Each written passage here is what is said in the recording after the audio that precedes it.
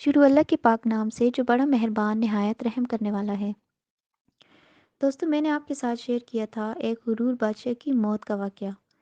آج میں آپ کے ساتھ شیئر کروں گی ایک مالدار انسان کی موت کا واقعہ۔ ایک شخص نے بہت سارا مال جمع کیا اور کوئی چیز بھی ایسی نہ چھوڑی جو اپنے یہاں نہ منگا لی ہو، اور ایک بہت بڑا عالیشان محل تیار کیا جس کے 2 دروازے تھے۔ ان پر غلام محافظ مقرر کیے اور مکان کی تیاری کی۔ بہت بڑی دعوت کی جس میں اپنے عزیزوں اقارب کو جمع کیا، اور ایک بڑے عالیشان تخت پر ایک ٹانگ کھڑی کر کے دوسری ٹانگ اس پر رکھ کے بیٹھا تھا۔ لوگ کھانا کھا رہے تھے اور وہ اپنے دل میں کہہ رہا تھا کہ ہر قسم کا ذخیرہ اتنا جمع ہو گیا ہے کہ کئی سال تک تو اب خریدنا نہ پڑے گا۔ یہ خیال دل میں گزر ہی رہا تھا کہ ایک فقیر پھٹے کپڑے گردن میں جھولا پڑا ہوا دروازے پر آیا اور اس زور سے کواڑوں کو پیٹنا شروع کیا کہ اس کے تخت تک آواز پہنچی۔ غلام دوڑے ہوئے باہر آئے کہ یہ کون نامعقول ہے۔ اس سے جا کر پوچھا، یہ کیا بات ہے؟ اس فقیر نے کہا کہ اپنے سردار کو میرے پاس بھیج دو۔ غلاموں نے کہا کہ ہمارے آقا تجھ جیسے فقیر کے پاس آئیں گے؟ اس نے کہا ضرور آئیں گے، اس سے جا کر کہہ دو۔ وہ آقا کے پاس گئے اور اس سے قصہ سنایا۔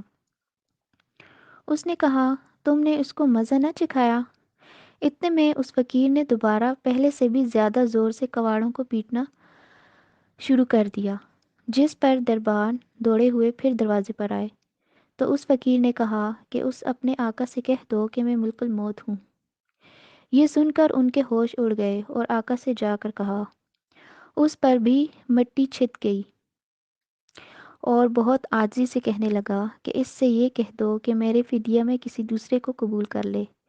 اتنے میں یہ فقیر اندر پہنچ گیا اور اس سے کہا کہ تجھے جو کچھ کرنا ہے کر لے، میں تیری روح قبض کیے بغیر واپس نہیں جا سکتا۔ اس نے اپنا سب مال جمع کرایا اور مال سے کہنے لگا کہ اللہ کی تجھ پر لعنت ہو کہ تو نے اور تیری مشغولی نے مجھے اپنے مولا کے عبادت سے روک دیا، اور اتنا وقت نہ دیا کہ میں کسی وقت یکسوئی سے اللہ تعالیٰ کو یاد کر لیتا۔ اللہ تعالیٰ نے اپنی قدرت سے مال کو گویائی عطا کی۔ اس نے کہا، مجھے لعنت کیوں کرتا ہے؟ میری ہی وجہ سے تو بڑے بڑے بادشاہوں تک ایسے وقت پہنچ جاتا تھا جب کہ نیک لوگ ان کے دروازوں سے ہٹا دیے جاتے تھے۔ میری ہی وجہ سے تو نازک نازک عورتوں کی لذتیں حاصل کرتا تھا۔ میری ہی وجہ سے تو بادشاہوں کی طرح رہتا تھا۔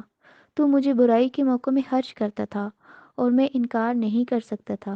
اگر تو مجھے خیر کے مواقع میں خرچ کرتا تو میں تیرے کام آتا۔ اس کے بعد ملک الموت نے ایک دم اس کی روح قبض کر دی۔ وہب بن منبع رحمۃ اللہ کہتے ہیں کہ ایک مرتبہ ملک الموت ایک بہت بڑے ظالم جابر کی روح قبض کر کے لے گئے کہ دنیا میں اس سے بڑا ظالم کوئی نہ تھا۔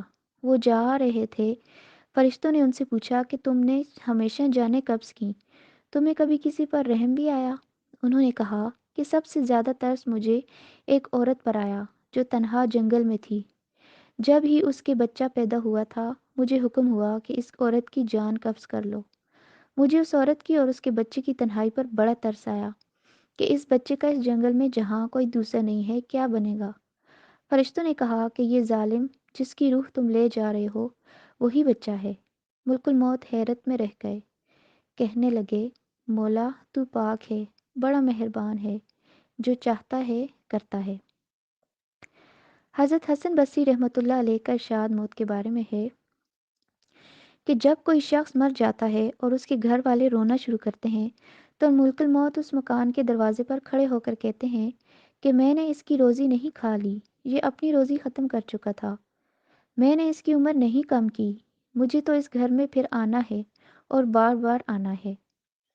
اتنے سب ختم نہ ہو جائیں۔ حضرت حسن رضی اللہ تعالیٰ فرماتے ہیں، خدا کی قسم اگر گھر والے اس وقت اس فرشتے کو دیکھیں اور اس کی باتیں سن لیں تو مردے کو بھول جائیں اور اپنی فکر میں پڑ جائیں۔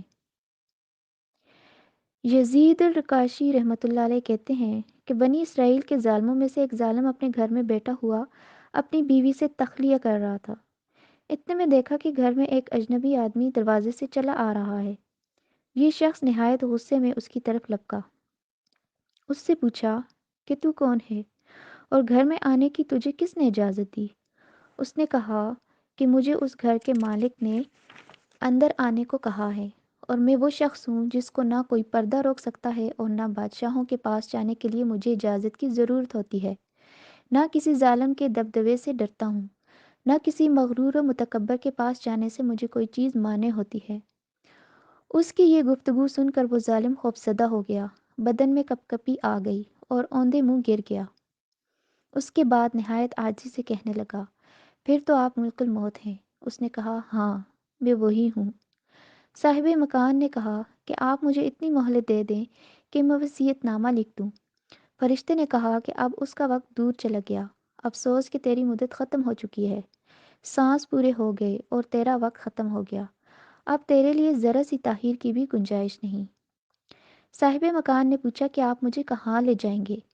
فرشتے نے کہا، تیرے اعمال جو آگے گئے ہوئے ہیں ان کے پاس ہی لے جاؤں گا، جیسے عمل کیے ہوں گے ویسا ہی ٹھکانہ ملے گا، اور جس قسم کا گھر تو نے اس جہاں میں بنا رکھا ہوگا وہی تجھے ملے گا۔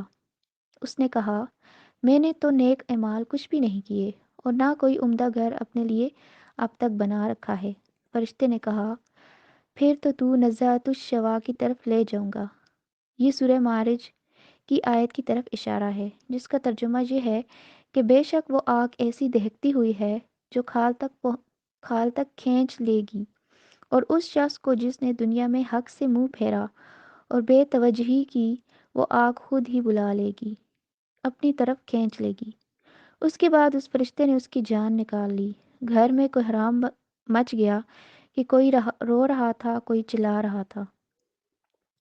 یزید رکاشی رحمۃ اللہ کہتے ہیں کہ اگر کوئی لوگوں کو یہ معلوم ہو جائے کہ مردے پر اس وقت کیا گزر رہی ہے تو اس کے مرنے سے زیادہ آہ و بکا اس حالت پر ہونے لگے جو اس پر گزر رہی ہے۔